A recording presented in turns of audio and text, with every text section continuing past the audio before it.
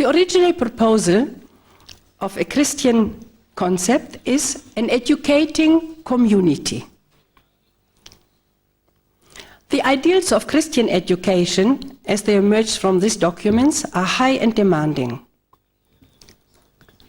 To respect the common goods, to respect authority and fellow human beings, to live according to the Beatitudes, to contribute to true freedom and peace, to learn how to live and how to live together, to have the sense of responsibility, to get to know the faith and the truth, to practice love for the poor, and so on.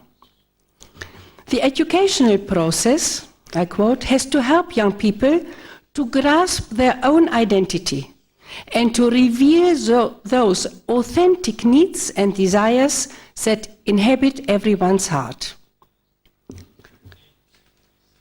The person which has to emerge has to be capable, after having learned all possible values of human knowledge in the best way possible, to dominate, I quote, and to transform processes and instruments in order to humanize them and to put them into the service of solidarity, capable to build a more human and peaceful world up to the most highest and concrete ideal, Jesus Christ. The ideal environment to realize this project is the educational community. Only inside a community it will be possible to transmit the true values for living, because the Christian faith is born and grows inside a community. The very nature of faith asks for a community. The educational community is constituted by the collaboration and interaction of all those who are in charge of the formation and education of the child. These are persons belonging to all categories of education: the school with teachers and pupils, the parents, the staff of administration, and the non-teaching personnel, religious associations, sport clubs, cultural organizations, and others. The Church invites each member of this community to live his own existence as an answer to God, to put himself into this relationship. In contact with God, the educational community will find its strength and inspiration to realize its aim. Inside this community, it will be possible to live out in fullness the relational dimension of the person and to build authentic educational relationships. During the last year I want to say, the documents give clear guidelines for the life of the educational community, and here it becomes very interesting for us. I quote, "We have to create the educational community in the light of the spirituality of communion." Another quotation, "We have to promote, first of all, a spirituality of communion, capable to become the educational guideline in all those environments where the human person is formed. Where the spirituality of communion is put into practice, there will be the presence of Jesus in the midst, and he himself will introduce the person into the experience of God, which leads far beyond each kind of exercising simply a mere function. The educational community becomes truly a school of a culture of communion, a culture of giving, of the art of loving, and collaborates effectively towards the realization of civilization of love." Some words on the members of this community. There are numerous texts in the documents that talk about those who work in the field of education. First of all, the parents, the school as such, with its varieties of functions, the spaces of no formal education, associations, clubs, ecclesial movements, and the person of the teacher, of the educator himself. Some words on family. The family is the first responsible community for the education of their children. The parents are the first and most important educators. I quote, "The family home is the first school of Christian life and a school of human enrichment.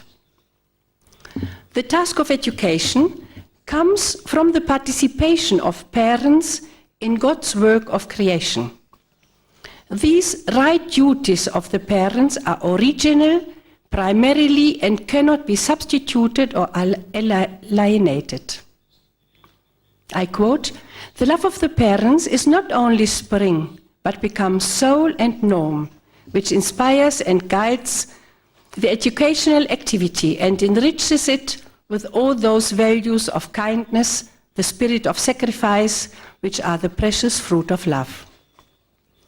It is the task of the family to educate towards the essential values of human life, towards true freedom instead of material goods, leading a simple and austere lifestyle, towards the sense of true justice, towards the sense of true love, towards an education to chastity. It is the family who has to provide a clear and sensitive sexual education. The family has to educate towards the knowledge and the respect of moral norms. The family is the first and fundamental school of communion, and as such, the place of the first Christian experience of the reality of the life of the Church. I quote, "Family life itself becomes an itinerary of faith and in some way a Christian initiation and a school of following Christ. Within a family that is aware of these gifts, all the members evangelize and are evangelized. Parents are the first heralds of the gospel for their children." And it's repeated everywhere in the document that the state and the church have to protect the family and to provide family with all she needs to enable her to fulfill her task of education. A new educational reality, the ecclesial movements. Always stronger emerges the importance of associations and movements in the educational process. Here can be learned how truth and life are united towards social responsibility. The environment and the life and activities of these movements are becoming more and more important educational communities, where the member encounters the Christ and is formed in direct relationship with him. The witness of life of the personality of the founder is highly important. The vitality of the spirituality and its incidence in the daily life is of great educational value. The person of the formator, the teacher, the educator. The relationship with the person of the formator, the educator or the teacher, is always central. It seems to me that the Church is indicating in its documents a vocational dimension of the profession of the teacher. It is more a vocation rather than a profession, and this implicates a commitment to sanctity and generosity. How does the Church envision this person? Which are the elements that have to characterize his or her actions? The educator has to be realistic in what the actual problems are concerned, but in the same time he has to be open to hope. An adequate professional preparation is required. The teacher has to be convinced of the Christian concept of the human person and of life. The educator has to conform his own life to the concept of the human person, which is at the base of the Christian educational project. He has to operate inside of himself, the synthesis of faith, culture, and life. He has to give witness with his own life. He has to establish a direct and personal relationship with the pupil. He has to take care of all the communitarian aspects of the educational relationship. He has to be convinced that educators are called to live and to act together, and that only in this way they will be able to educate towards human maturity in mutual love.